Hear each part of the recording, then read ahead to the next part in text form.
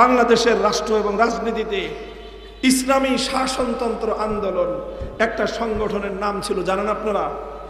জানেন? ইসলামী শাসনতন্ত্র আন্দোলন 1987 সালে এই সংগঠনটা গড়েছিলেন বাংলাদেশের শীর্ষস্থানীয় ওলামায়ে কেরাম মিলে।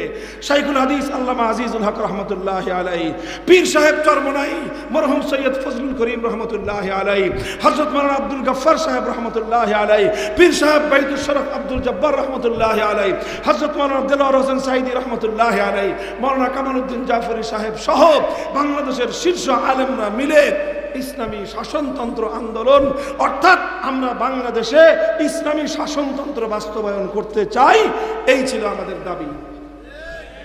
পরবর্তীতে এটা চরমনাই হযরত রহমতুল্লাহ আলাইহি এটা নেতৃত্ব দিয়ে আগায় নিয়ে গেছেন।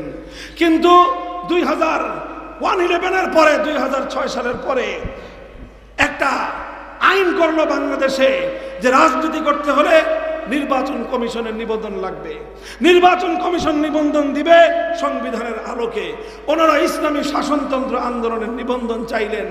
তখন নির্বাচন কমিশন বলল যে আপনি ইসলামী শাসনতন্ত্র বাস্তবায়ন করতে চান, বাংলাদেশের সংবিধানের আলোকে ইসলামী শাসনতন্ত্রের কথা বলাটা অবৈধ। কারণ বাংলাদেশ হলো কুফরি শাসনতন্ত্র, এই কুফরি শাসনতন্ত্রের অধীনে ইসলামী শাসনতন্ত্রের কথা বলা যাবে না। সুতরাং তাদের হৃদয়ে রক্তক্ষরণ হলো, কিন্তু করার কিছুই ছিল না।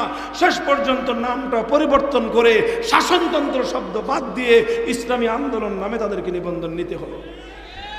এর চেয়েও বড় দুঃখজনক আর একটা বিষয় আছে। বুঝেন, কথা বুঝেন কোন দেশে আপনি বসবাস করেন, আর এই দেশটাকে আপনার পরিবর্তন করতে কেন হবে এটা আপনার বুঝতে হবে, শুধু আমরা হুজুররা বুঝলে হবে না।